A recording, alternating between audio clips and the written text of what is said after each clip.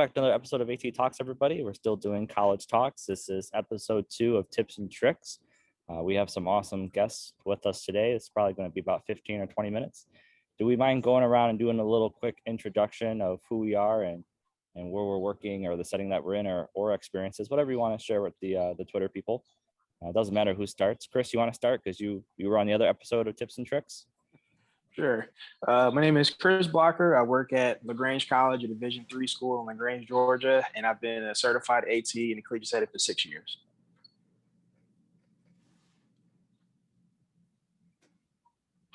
My name is Alicia Miller.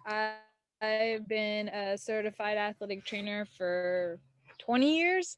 And I recently started a position at Anderson University as in the kinesiology department, teaching. I'm also a physical therapist. I own my own company. It's called Rogue One Physical Therapy and Nutrition. So I also do online nutrition coaching. I'll go next. My name is Ashley Armbruster. I am currently at Texas A&M Corpus Christi. It's a small Division I school in South Texas, and I have been a certified athletic trainer in the collegiate setting for 7 years now.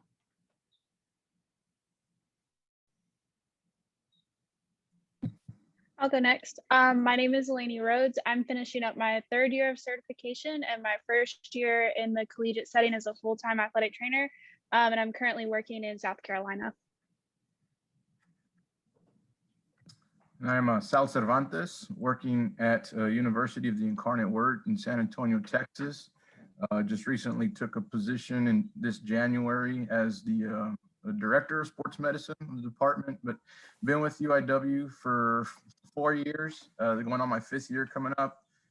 Previously before that, served about 9 years at a local high school as the head athletic trainer. All right, awesome. Thank you very much. So what tips would you give someone like me who's worked their entire career in a high school that might be interested in going into the collegiate setting, or maybe they're a student and they're doing that internship, or they're just about to graduate and they want to go in the collegiate and they're looking for jobs or sending out resumes and cover letters? What type of advice or tips and tricks would you recommend?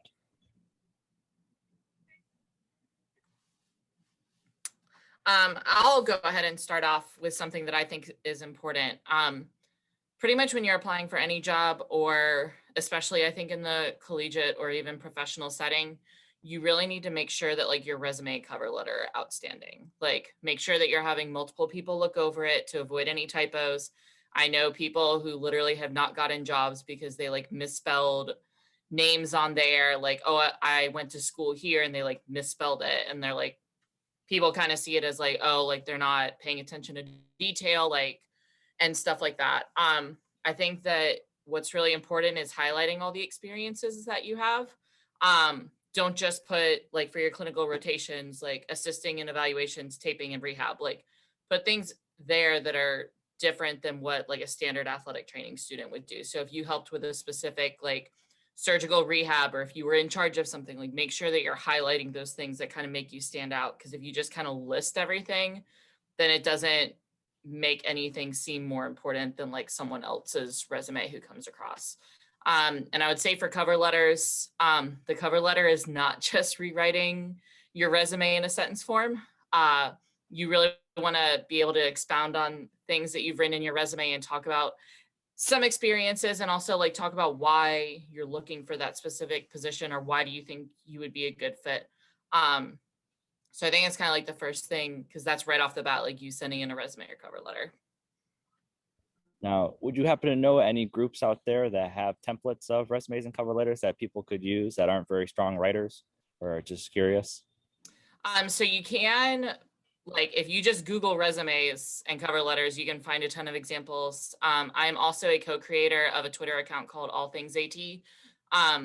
And if you go on our website, we do have multiple resumes and cover letters that you can kind of look to, like looking at templates and looking how things are put out. So if you want to go visit that, I believe the handle is at All Things AT. So if you want to check that out. Yeah, and I think the NATO website, I think on the careers portion of the website, I think they have something there where you can go on there and they'll offer help with looking over a resume or a cover letter, just to make sure that the person who's applying to the job maybe has had some professional eyes on it, you know. But touching on Ashley's point, especially with the cover letter, you know, well, we're in the process right now, right, of looking at trying to hire some grad assistants and things of that nature. And I think when you start to see application after application, cover letter after cover letter, you pick up right away on maybe who's, especially, you know, for me, the things that I've noticed are, you know, if someone's putting out a bunch of them, they're just trying to get feelers out, trying to see who's maybe gonna contact them about a job opportunity. You start to notice that some of these cover letters are, maybe they left the school on there from the previous institution that they sent their cover letter to. So, you know, trying to apply to UIW, but okay, well, they're sending me a cover letter and they're applying to some other school in the state, you know. So it's, yeah, just having those fine eyes and making sure that they're, you know, that you're putting everything in there about the place you're applying to, and making sure that, you know, maybe you get some people that you trust to kind of look it over once or twice before you just shoot it out and send it. Because once you push send, there's no going back, you know. So, you know, but you know, just, yeah, cover letter, make sure that thing is, you know, you're selling yourself on paper, and we want to put through the exact, you know, you want to make sure that people are realizing who they're reading about, and selling yourself. Yeah, I would agree with all of that, especially with the spelling errors. I was a physical therapy clinic director as well for a brief period, and if I saw a spelling mistake or weird font on a resume, like there should be standard font that you're using as well within your template. And if it was like a cheesy font or goofy looking, it kind of just didn't even make the cut because we were getting so many resumes, in all honesty. So just making it sure it looks professional and polished, as well. And also I also think having good mentors, that you stay in contact with, even if you've been in one setting for a long time. You never know what kind of opportunities you're going to gravitate towards in the future. So keeping in contact with strong mentors from your past, or just other friends that you have in the field, and keeping in contact with those, they could be useful as resources and as references in the future too. Yeah, I will piggyback off of what Alicia said. I've actually assisted with trying to hire people with my bosses in the past. And I would definitely recommend for people to try to get in there, make sure that your cover letter and resume highlights the experiences that they look for in the job. So, like, for example, if you're at a place where they specifically want a men's basketball AT and all you've done is like soccer, volleyball, and cheerleading, and have no experience with that, it's not really going to look great on your resume and stuff. Or if they say they want people understanding specific injury software like ATS or things like that, and you've never been familiar with it, don't try to go around and say you've used it and come around and ask and say, how would you improve on it? And it's your first time ever hearing about it. Like, make sure that your experience is matching. Because I've actually had people like phone interviews and stuff, and we'll specifically ask them that kind of stuff. And they would ask, what the heck is ATS? And I was like, it means athletic trainer system. Oh, no, that's automatically making the interview pretty short if you do something like that. And also just going in, like, you don't have to try to oversell yourself. Like, you put a lot of fluff on there that looks really repetitive and stuff, that's going to show when you come up there, because when we actually start checking references and stuff, and you say, oh, you've done this, that, and the other, but you've only done less than a third, that's going to put you behind the 8 ball. So don't try to put up fluff just to try to fill up a page. And like how Alicia said, you have a mentor and stuff you haven't talked to in 4 years, and they didn't even know you were still even pursuing the profession anymore. Like, that's not good. Because I've also told people in the past, like, I've asked them, say, hey, would you mind being a good reference? Because you can actually have a reference, but they put you as a warning. Like, I say, oh yeah, make sure he was a terrible student or his work ethic was like that. I'll actually make sure, hey, would you mind being a positive reference? And it's weird that you worded that, but it's true, because I don't want you to be a warning. I want you to encourage that you actually get the job. Because I've called people and say, oh yeah, he was great at this, but his documentation sucked, or he had bad rapport for the students and the coaches, and you wonder why you don't get calls back from 8 to 9 jobs. Make sure that.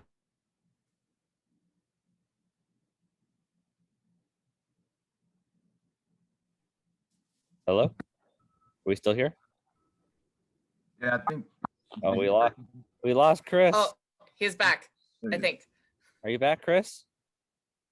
Oh wow, that disappeared for that whole time. Hello. It was only a few seconds. Yeah, just a Yeah, few it seconds. wasn't. Yeah. What about any type of tips and tricks? Let's say you do the resume, do the cover letter, you interview, they give you the job, and you're like, all right, I'm here, and they're like, all right, go ahead and go. And you're like, okay. Any tips and tricks for that, like starting the process, getting to know the athletes, getting with team physicians and standing orders, and or just anything that you go through to start a job? I think a big thing is asking a lot of questions, and even asking to shadow, those first few days so that you can understand a little bit about how the program works, contact points within the program, and just being open, right? And being available to help out. Maybe it's not your sport, but jump in if somebody needs help or somebody needs some assistance. That just, it's a team environment, right? So we all want to be good team members, and you can learn a lot from just observing and helping out right off the bat, I think. Yeah, that's a big part of it. I think, especially when you're looking at maybe jumping into the college setting, like, just personal experience for me. I worked at the high school for a number of years, and then when I got into the collegiate level, I think one of the things that I held on to was, kind of trying to find that person that was already in the system and kind of just got some of their thoughts on how to approach certain matters at the institution, at the school. You're going to find that different schools, whether it's high school to high school, district to district, college to college, they're all going to have a certain way that they operate and do things. So it's definitely finding out what it is about that particular place that you're at. What do they do? What is their function? How do they work as a staff? How do they work as a department? How's the athletics department run? That kind of thing. And just talking to all the individuals that you can. Communicate. Just, back and forth, just be open about that kind of stuff, because that's going to take you the longest way. Just making sure that you're open and people know that they can also come to you if they ever have a question. Yeah, I think one big thing that separates collegiate from high school is that high school, a lot of athletic trainers are solo, or there's only one or two of them. Collegiate, like, you do feel like you're on your own a lot, but you do have a staff that you work with, and you're constantly covering practices because this person has a doctor's appointment and like doing all this stuff. So I think especially the first couple of days, find someone. It doesn't necessarily have to be like the director of sports medicine, but find someone who's willing to answer all those questions for you. Because I know, like, this past job, I started 3 days before soccer season started. So it was like, I had this one girl that I was like, hey, how does insurance work here? Like, hey, what medicines do we have? Like, what are like, and she was my go-to on like, and it was really nice because they actually had a binder set up with a lot of our policies, procedures. They had like nice, like, welcome to Corpus Christi, like, here, like, good restaurants to go to and like things to do, which was also helpful. But like, you can't be afraid of asking questions, because nobody's seeing it as like, oh, you don't know how to do your job. Like, no, every institution has different ways on how they handle literally anything. So I think just don't be afraid to ask questions, because the sooner that you ask those questions, then you already have all that information, and then you're not stumbling 6 months later because it's like, oh, I forgot to fill out this insurance claim form because I didn't know I had to do that, or like different things like that I've run into because I've been afraid of seeming stupid. But then I was like, oh, I really need to ask more questions in the beginning. Yeah, to piggyback off of Ashley, since I just did that this year, I started my job in September, and my girls were already starting practice. Like, I hopped in because somebody was covering, asking questions to everybody else on staff and communicating with the staff I was going to be working with, whether that was my coaches, the new strength coach we had who got hired before I did, like, and starting to talk to the athletes you have was really helpful. My biggest thing was definitely asking questions to my coworkers because they had been there longer than me. So it helped get everything started while it was already going. I would piggyback off of what Eleni said. You don't have to go in there and try to reinvent the wheel. So like, if you go in there and there's a person that's been there for a long time, they have their certain way of doing things. If the things that's like right in your wheelhouse and you feel comfortable with doing it, by all means, go for it. But if you're going there and say, oh yeah, we're used to having cupping and, kinesio tape and stuff, and that's not in your wheelhouse and stuff, I mean, if you want to take the time to learn it, sure. But if it's not really something you're comfortable with or you don't agree with, but you have another method that works, do you. You don't have to necessarily go in to be the same person that you're replacing, because of course they're going to compare. expected to be there for a while, but they brought you in for a reason. Your spin on things is what brought you values while you're there. That's why they assigned you to that sport. And also, another thing, like people say, you don't have to go in and feel like you're alone. And also, don't be too possessive of you just being with your sport. Like, say, my first job, I was strictly basketball AT, but also assist with other bunch of sports. So some people they say, oh well, you should stick with just your guys. Not really. There's six of us here. We can all help each other out. I don't want you just looking at the basketball people because what happens when you're out of season in March? You're just going to twiddle your thumbs for the next 3 months while everybody else is going to be. No, you're going to need all hands on deck when things come around. So don't be too tunnel vision just because you're so used to being with that sport. Everyone has a piece of the table, and we're all trying to get to the same goal. So. Yeah, I'm gonna piggyback off what you just said too as well. Like being humble, I think is a big thing as far as when you're walking into a new situation. Like you may have some great experiences from your past or where you were before, but also being humble and just being able to like dive into something new and learn as well as give, but also to take as well.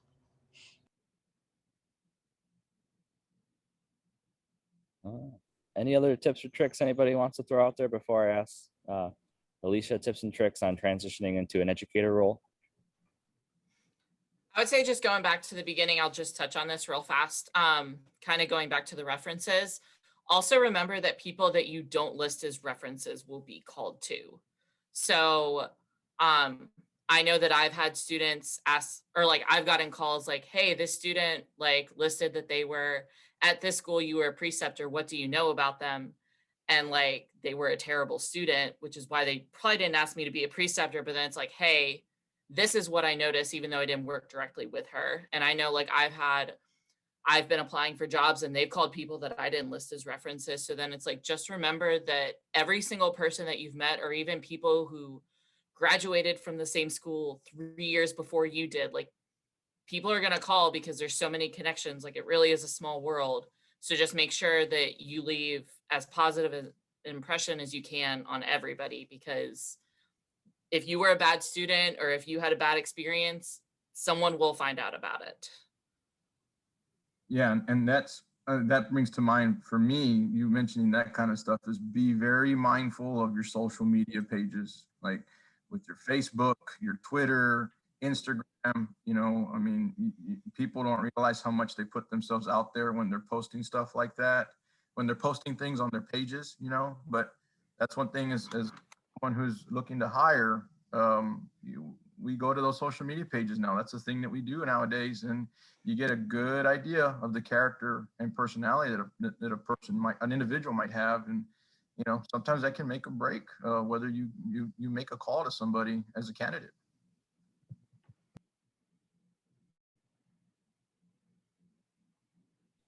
All right. Alicia, would you mind closing us out and just talking about transitioning into that professor, educator type of role from a non-educator role? Yeah, sure. So I went from clinical staff physical therapist to educator role. This past fall was my first semester at the Anderson University. So we're in Anderson, Indiana. It's a D3 school. And I'm within the kinesiology department. So exercise science, athletic training, some physical education classes as well.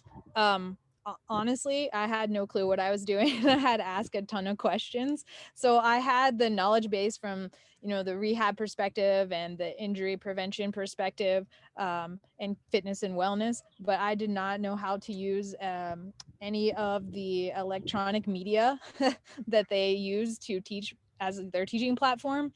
And I had gotten most of my semester assignments within 3 to 4 weeks of starting the semester. So it was a lot of rushing to put together everything we use on our Canvas page is what our students, PowerPoints, assignments, tests, and quizzes, we base all of our stuff off of. So the classroom time was amazing. The back end of that is there's a lot of prep work that I didn't ever realize. And I had great relationships with my professors in undergrad. And that was the reason I wanted to transition back into an athletic training education role, was the mentoring and the relationships that I had with my professors in undergrad. I went to West Virginia Wesleyan. It's a D2 school in Buchanan, West Virginia. And they were like mentors and now are peers and friends. Touch with almost all of my professors from that period, and that was what I wanted to do. I wanted to give back to my profession in that way and be a mentor for athletic training students. So yeah, I had to ask a ton of questions, and I'm still learning a ton of things. Second semester we were in person more, so I felt like I was making more of those relationships and those connections with my students. But really, it was just about bringing my clinical knowledge to teaching. And you can learn the media side of it, but you can't learn how to formulate relationships, right? That's part of that is just built within you, and being intentional about forming relationships, and working with the other professors, like trying to figure out, they're transitioning to a master's of athletic training program, so what does that look like? Where do we need to go, and what is our vision? So making sure that I could fit within that vision of what I was teaching as well. So I'm enjoying it. It was a totally different 360 to what I'm doing, but it does take time for sure to go back into the education setting. And I think as we grow, I hope to be in the athletic training room teaching from that perspective. I don't think I'll have sport coverage at this point in my time there, but from a teaching perspective, for sure. Well, thank you very much, everybody, for sharing. Question. Thank you for sharing your knowledge and experiences today on this Sunday afternoon. I appreciate you coming on. We're probably going to have many more future episodes. Hopefully, I hope so. I would love to have everybody back for future episodes. But thank you for coming on today, and have a great rest of your Sunday, and have a good week. And summer is almost here. Awesome. Appreciate it, Tom. Thank you, man. All right. So much. Good luck with everyone. Appreciate it. Makes nice to meet you guys. Meeting y'all. Yep.